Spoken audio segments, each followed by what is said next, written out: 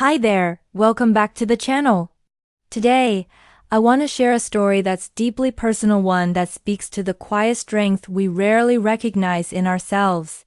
It's not a story of grand victories or dramatic transformations. It's about something as small and as powerful as picking up a hairbrush. This is ... Brushing my hair was my act of defiance, a chronic illness story. Let's begin. Courage looked like brushing my hair that morning. It sounds simple, doesn't it? A mundane act, a routine gesture performed millions of times daily without a second thought. But for me, on that particular morning, it was an act of defiance, a declaration of war against the insidious enemy that had taken up residence within my very being. That enemy was chronic fatigue syndrome, or CFS, also known as myalgic encephalomyelitis, or ME. It was a thief, a liar, and a relentless tormentor, and it had been systematically dismantling my life, piece by agonizing piece, for the better part of 5 years. 5 years. It felt like a lifetime, an eternity spent trapped in a body that had become a prison. Before CFS, I had been vibrant, energetic, a whirlwind of activity. I thrived on challenge, juggling a demanding career as an architect, a fulfilling family life, and a passion for marathon running. Sleep was a luxury, not a necessity, and I treated it as such. I fueled myself on caffeine and adrenaline, pushing my body and mind to their limits, always striving for more, always reaching for the next goal. I remember the first signs, subtle at first, easily dismissed as the normal wear and tear of a busy life. A lingering fatigue after a particularly grueling project, a persistent headache that wouldn't quite go away, a general feeling of being off. I chalked it up to stress, burnout, the inevitable consequences of pushing myself too hard. I doubled down on my efforts, determined to power through, to prove to myself that I was still capable, still strong. That was my first mistake. The fatigue deepened, becoming an all-encompassing weight that dragged me down, sapping my energy and motivation. The headaches intensified, morphing into migraines that left me incapacitated for days. My muscles ached, my joints throbbed, and my brain felt like it was wading through thick fog. Simple tasks, like grocery shopping or answering emails, became monumental challenges. I started canceling plans, avoiding social gatherings, retreating into myself. I was ashamed of my weakness, embarrassed by my inability to keep up. I told myself it was temporary, a phase, that I would bounce back soon. But I didn't bounce back. Instead, I spiraled downward, further and further into the abyss of chronic illness. Doctor after doctor ran tests, poked and prodded, and offered vague diagnoses like viral fatigue or stress-related exhaustion. They prescribed antidepressants, sleeping pills, and pain relievers, none of which made a dent in my symptoms. Some doctors even suggested it was all in my head, that I was simply depressed or anxious. Their dismissals were devastating. I felt like I was screaming into a void, desperately trying to convince people that I was truly sick, that I wasn't making it up. The lack of validation was almost as debilitating as the illness itself. I began to doubt myself, to question my own sanity. Was I crazy? Was I exaggerating? Was I simply weak? Eventually, after years of searching and self-advocacy, I found a doctor who understood, who recognized the complex and debilitating nature of CFS. She diagnosed me with CFS, explaining that it was a chronic, multisystemic illness characterized by profound fatigue, post-exertional malaise, PEM, cognitive dysfunction, and a host of other debilitating symptoms. There was no cure, she told me, but there were ways to manage the symptoms and improve my quality of life. Her diagnosis was a relief, a validation that I wasn't crazy, that my suffering was real. But it was also a death sentence, a confirmation that my life would never be the same. I mourned the loss of my former self, the energetic, ambitious woman I once was. I grieved for the future I had envisioned, the career I had worked so hard to build, the dreams I had harbored. The first year after my diagnosis was the hardest. I struggled to accept my new reality, to adjust to the limitations imposed by my illness. I tried to push myself to maintain some semblance of my former life, but every attempt resulted in a crash. A period of debilitating fatigue and pain that left me bedridden for days, sometimes weeks. I learned the hard way that PEM was not to be trifled with. It was a cruel and unforgiving master, punishing any overexertion with brutal efficiency. I was forced to redefine my definition of doing. What once constituted a normal day, working a full day, running errands, exercising, socializing, now seemed like an impossible feat. I had to learn to pace myself, to prioritize rest, to say no to commitments that I simply couldn't handle. It was a humbling experience, a constant reminder of my limitations. My relationships suffered.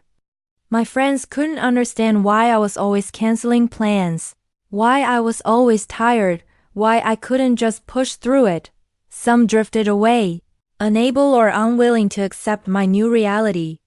Others tried to be supportive, but their well-intentioned advice, just get more sleep, try yoga, eat healthier, often felt dismissive and invalidating.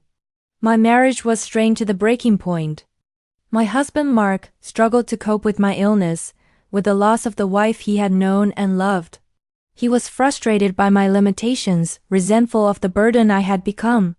We argued constantly, our communication breaking down, our love fading under the weight of chronic illness.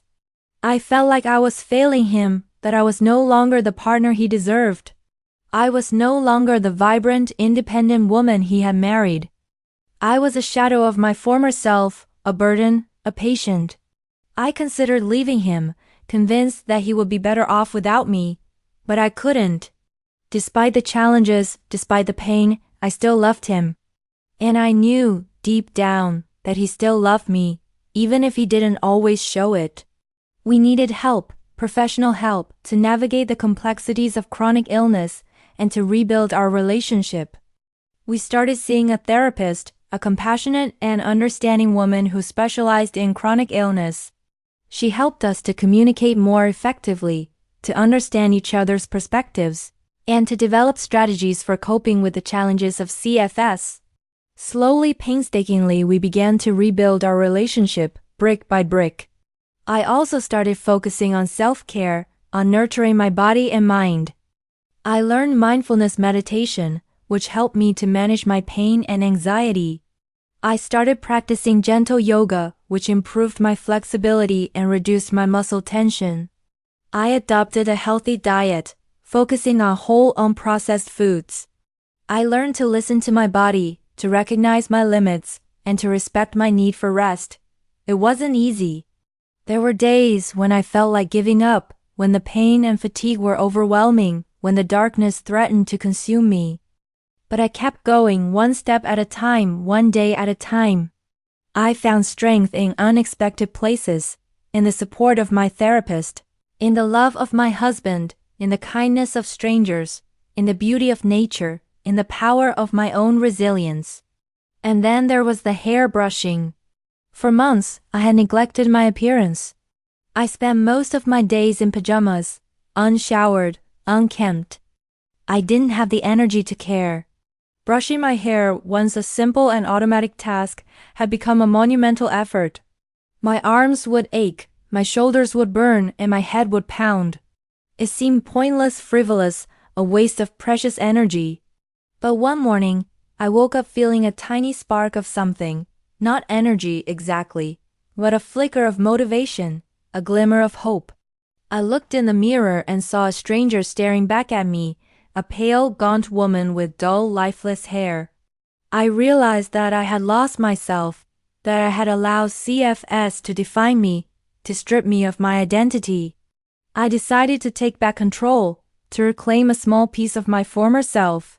I walked into the bathroom, picked up my brush, and began to gently comb through my tangled hair. It hurt. My arms ached, my head throbbed, and tears welled up in my eyes. But I kept going, stroke by stroke, until my hair was smooth and shiny. It took me almost an hour, and I had to stop several times to rest. But when I was finished, I felt a sense of accomplishment, a small victory in the face of overwhelming adversity. It was just hair brushing, I know, but it was also a symbol, a declaration that I was still fighting, that I was still alive, that I was still me. That morning, brushing my hair was an act of courage. It was an act of self-care, a gesture of self-love, a reminder that I was worth the effort. It was a small step, but it was a step in the right direction, a step towards healing, a step towards reclaiming my life. In the years that followed, I continued to navigate the challenges of CFS, to learn to live with my limitations, and to find joy and meaning in my new reality. I became an advocate for chronic illness, sharing my story and raising awareness about me CFS. I found purpose in helping others, in connecting with fellow sufferers, in offering hope and support to those who felt lost and alone. I learned that courage doesn't always look like grand gestures or heroic feats. Sometimes, it looks like brushing your hair on a day when you feel like you can't even lift your arms. Sometimes, it looks like getting out of bed when every cell in your body is screaming for you to stay put. Sometimes, it looks like simply surviving, one day at a time. And that, I realized, is a victory in itself. The journey with me CFS is far from over. There are still days when the pain and fatigue are overwhelming, when the darkness threatens to consume me.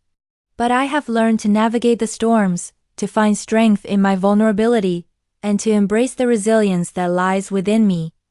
I may not be the woman I once was, but I am stronger, wiser, and more compassionate than I ever thought possible. I have learned to appreciate the small things, to find joy in the simple moments, and to live each day with gratitude and intention. And sometimes, courage still looks like brushing my hair. It's a reminder that even in the face of chronic illness, even in the depths of despair, there is always hope, always strength, and always the possibility of healing.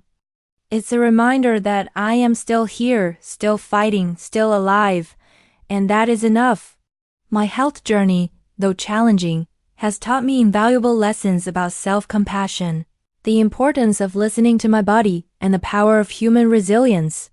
It has also underscored the critical need for greater awareness, understanding, and research into chronic illnesses like ME, CFS. We must continue to advocate for better healthcare, increased funding, and a more compassionate and informed approach to treating these debilitating conditions. The fight for health is not just a personal battle, it's a collective effort. By sharing our stories, supporting each other, and demanding better care, we can create a world where chronic illness is no longer a silent struggle, but a recognized and respected condition that deserves the attention and resources it so desperately needs. Let us continue to be courageous, not just in brushing our hair, but in raising our voices and advocating for a healthier future for all. Thank you so much for listening. If this story touched your heart or reminded you of your own quiet acts of courage, I hope you carry that strength with you today. Living with chronic illness isn't easy. But sometimes, courage looks like brushing your hair. Sometimes, it's just choosing to keep going one breath, one step, one small victory at a time. If this message resonated with you, please consider sharing this video with someone who might need to hear it. And don't forget to subscribe for more stories of resilience, healing, and hope. You are not alone, and your story matters. Take care, and see you in the next video.